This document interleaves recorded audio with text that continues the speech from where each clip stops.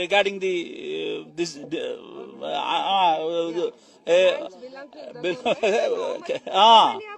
how many of them? So so the government. So because why did the here? Why only the poor? Why only the poor? Why only the poor? So do you have courage, the Siddaramaiah, to go bulldozer Raj? Sir said this is purely belongs to government property. It's a GBA property. That's why we have to did the demolition. So can you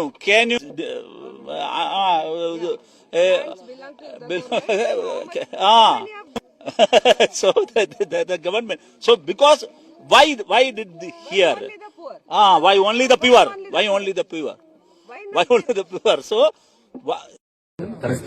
okay, ഒരു ഇവിടെ ഒരു communal issue അല്ല, മുസ്ലിങ്ങളെ ഉന്മൂലനം ചെയ്യലല്ല ഇവിടെ ഉദ്ദേശിക്കുന്നത്. ഇവർക്ക് ഇവിടെ എന്തുണ്ട് പ്രയാസങ്ങൾ ഉണ്ടായിട്ടുണ്ട്. തീർച്ചയായിട്ടും കോൺഗ്രസ് ഗവൺമെന്റ് അതിന് മറുപടി പറയണം, അത് അവര് പറയും. ബട്ട് നമ്മൾ ചാരിറ്റിന്റെ ആളുകളാണ്. AKMCCയെ സംബന്ധിച്ചിടത്തോളം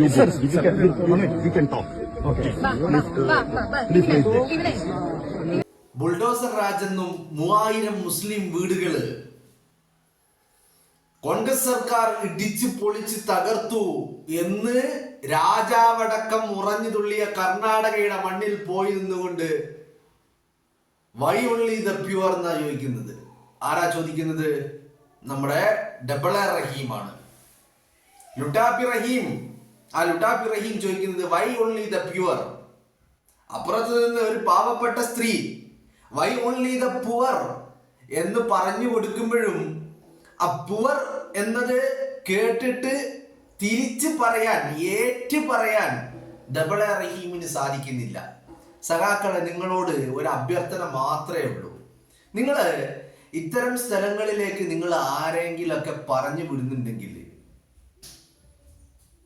പേരിന്റെ മുന്നിലുള്ള അക്ഷരങ്ങൾ മാത്രം നോക്കിയാൽ പോരാ, വാ തുറന്ന് സംസാരിക്കാൻ കഴിയുന്ന, അതിന് കറേജുള്ള, കെൽപ്പുള്ള, എബിലിറ്റിയുള്ള, കാപ്പബിലിറ്റിയുള്ള ആളുകളെ പറഞ്ഞു വിടണമെന്ന് മാത്രം. അത്രേ പറയാനുള്ളൂ. എന്തിനാ ഇങ്ങനെ ഈ മലയാളികളെ നാണം കെടുത്താൻ വേണ്ടിയിട്ട്? ഇപ്പോ പൊതുവെ ആ മീഡിയയിൽ എന്താണ്, ഡബിൾ എ റഹീം ആരാണെന്നോ ബാക്കിയുള്ളവന് എന്താണെന്നോ കേരളത്തിലെ രാഷ്ട്രീയം എന്താണെന്നോ ഒന്നും നമ്മൾ ദേശീയ മാധ്യമങ്ങൾക്കറിയില്ല. അവരെന്താ മനസ്സിലാക്കുന്നത്? മലയാളി ഇങ്ങനെയാണ്.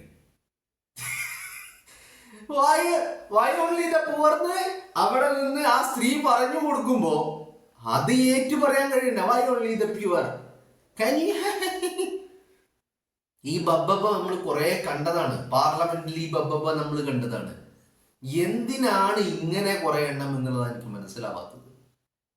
ഷോ കാണിക്കാൻ വേണ്ടി പോയതാ. രാജാവ് തുടങ്ങി വെച്ചതാണല്ലോ. രാജാവാണ് ആദ്യം പറഞ്ഞത് 3000 വീടുകള്, മുസ്ലിങ്ങളുടെ 3000 വീടുകൾ ഇടിച്ചു തകർത്തു എന്ന്. അത് കേട്ട പാതി കേൾക്കാത്ത പാതി സഖാക്കൾ ഇവിടുന്ന് വണ്ടി കയറിയതാ. അവിടെ എത്തിയപ്പോഴാണ് കാര്യം മനസ്സിലായത്. പിടിച്ചു നിർത്തി ചോദ്യം ചെയ്യാണ് KT ജലീലിനെ, A റഹീമിനെ. വലിയ സംരക്ഷകരായിട്ട്, ഹോൾസെയിൽ സംരക്ഷകരായിട്ട് കർണാടകയിലേക്ക് ചെന്ന് കയറിയതാണ്. എന്നാ പിന്നെ 4 വാക്ക് സംസാരിക്കാൻ കഴിയുന്ന ആളുകളെ പറഞ്ഞു വിടുക. അങ്ങനെയുണ്ടല്ലോ 4 വാക്ക്. അണ്ണനിപ്പോ എയറിലാണ്. ഇപ്പൊ എയറിൽ എന്ന് പറഞ്ഞാല് തമ്പി ഇറങ്ങപ്പാ, കീഴ ഇറങ്ങ്.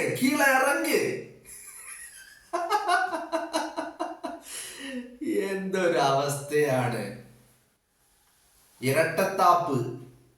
ഇരട്ടത്താപ്പ് എന്ന് പറഞ്ഞാല് ഇത് പറയാതിരിക്കാൻ നിർവാഹമില്ല. മനസ്സിലായില്ലേ? ഈ തദ്ദേശ തെരഞ്ഞെടുപ്പ് കഴിഞ്ഞപ്പോ എല്ലാം കൊണ്ടും തിരിച്ചടി.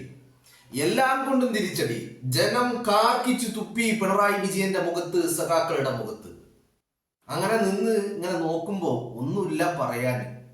അപ്പോഴാണ് കർണാടകയിൽ നിന്ന് അനധികൃത കുടിയേറ്റം ഒഴിപ്പിക്കുന്നതിന്റെ വാർത്തകൾ വരുന്നത്. കേട്ട പാതി കേൾക്കാത്ത പാതി. വിജയൻ എന്ത് ചെയ്തു? വിജയനെ കൊണ്ട് എന്തായാലും സാധിക്കൂല. അപ്പൊ ഫേസ്ബുക്കില് ഒരു പേന എടുത്തൊരു പേപ്പറിൽ എഴുതാനാണെങ്കിൽ ആവുമായിരിക്കും. ഫേസ്ബുക്കിൽ ഒരു നീണ്ട ഒരു പോസ്റ്റ് ടൈപ്പ് ചെയ്ത് ഉണ്ടാക്കി പോസ്റ്റ് ചെയ്യണമെങ്കിൽ അതിനെന്തായാലും വിജയനെ കൊണ്ട് സാധിക്കില്ല. അപ്പൊ അത് മുട്ടിലിഴയുന്ന സംഘം ആരോ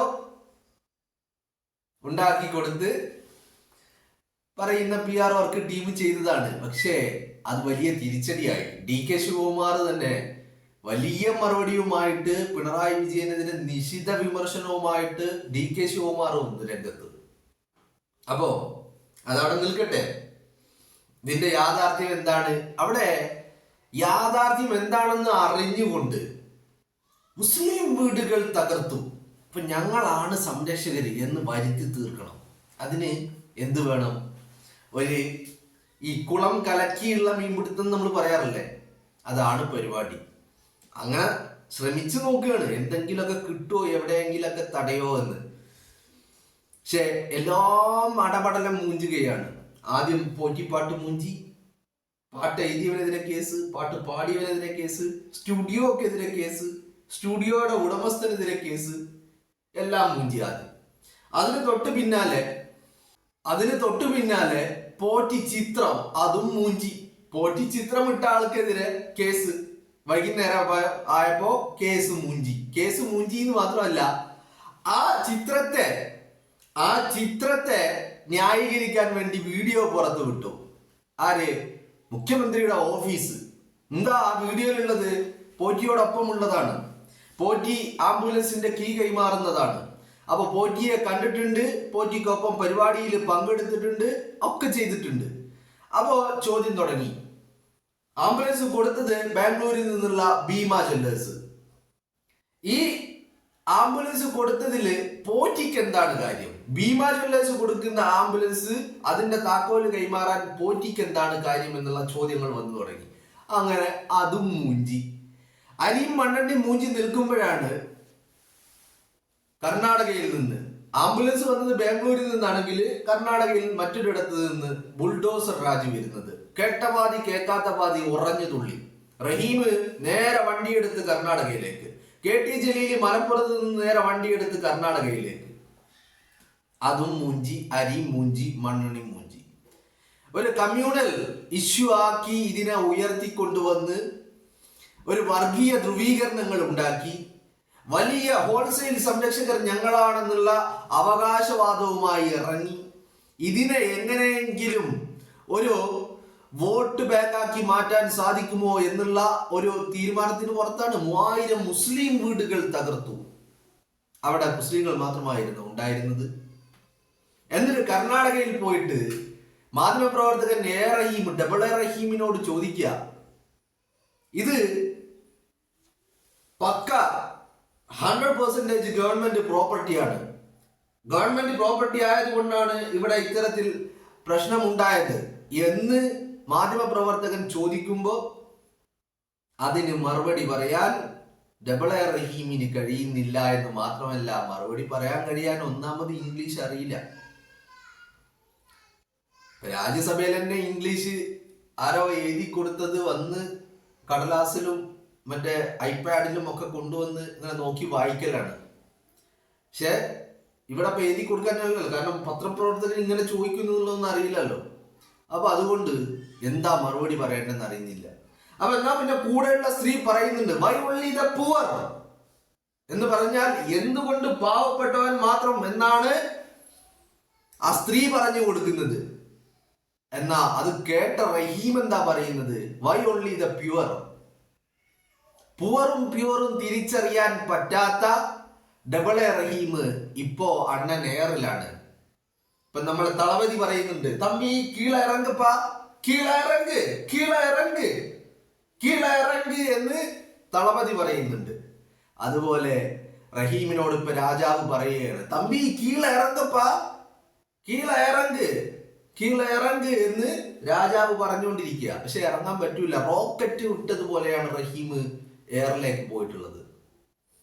തിരിച്ചു വരാൻ സമയമെടുക്കും എന്ന് പറഞ്ഞാല്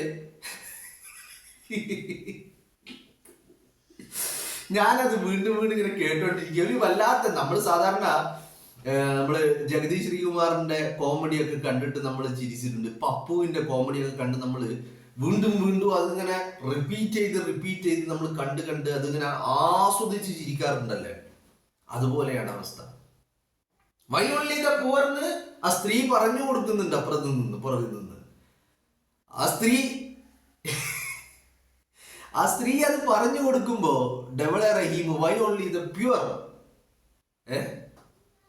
പുവർ എന്താണ് പ്യുവർ എന്താണെന്ന് തിരിച്ചറിയാൻ പറ്റാത്ത ഡബിൾ റഹീം ഇവനെയാണ് രാജ്യസഭയിലേക്ക് പറഞ്ഞു വിട്ടത്. ഞാനിപ്പോ അത് ഇപ്പൊ ഈ എയറിലായ വീഡിയോ വന്നുകൊണ്ടിരിക്കുമ്പോ എനിക്ക് എന്താണെന്ന് മനസ്സിലാവുന്നില്ല. അത് ഈ സോഷ്യൽ മീഡിയയുടെ ഒരു അൽഗോരിതമാണെന്ന് തോന്നുന്നുണ്ട്. അതിന് തൊട്ട് പിന്നാലെ എൻ്റെ സോഷ്യൽ മീഡിയ വാളിൽ വരുന്ന അടുത്ത വീഡിയോ, നെക്സ്റ്റ് വീഡിയോ എന്ന് പറയുന്നത് പലസ്തീനിന്റെ അംബാസഡർ, ആ അംബാസഡർ പിണറായി വിജയന് വന്ന് കണ്ട് ഷെയ്ക്ക് ഹാൻഡ് നൽകിയിട്ട് അയാള് ഭയങ്കര, പലസ്തീനിന്റെ അംബാസഡർ വന്ന് കണ്ട് ഷെയ്ക്ക് ഹാൻഡ് നൽകിയിട്ട് താങ്ക്സ് പറയാണ്. താങ്ക്സ് പറയുമ്പോ ആ അംബാസഡർ ഷെയ്ക്ക് ഹാൻഡ് കൈ ഇങ്ങനെ പിടിച്ചിട്ടുണ്ട്. ഇപ്പൊ അതില് എന്തിനാണ് താങ്ക്സ് പറയുന്നത് എന്നാണ് പുള്ളി ഇങ്ങനെ ആ കാര്യങ്ങള് ചെയ്ത കാര്യങ്ങള്, നിങ്ങൾ ഞങ്ങളോടൊപ്പം നിന്നതിന്, ഐക്യദാർഢ്യം പ്രഖ്യാപിച്ചതിന് എന്നൊക്കെ പറഞ്ഞിട്ടാണ് താങ്ക്സ് പറയുന്നത്. അപ്പോ ആ താങ്ക്സ് പറയുമ്പോ, ഒരാള് താങ്ക്സ് പറയുമ്പോ അതിന് തിരിച്ചെന്ത് പറയണമെന്ന് പോലും മനസ്സിലാകാതെ yes yes yes yes yes yes yes yes. ഇനി ഫസ്റ്റ് ഓഫ് ഓൾ ഇയാൾ എന്താ പറയണത് എന്ന് മനസ്സിലാവേണ്ട ആദ്യം. ഇതേ അവസ്ഥയാണ് പത്രപ്രവർത്തകന് എ റഹീമിനോട് ചോദിക്കുമ്പോ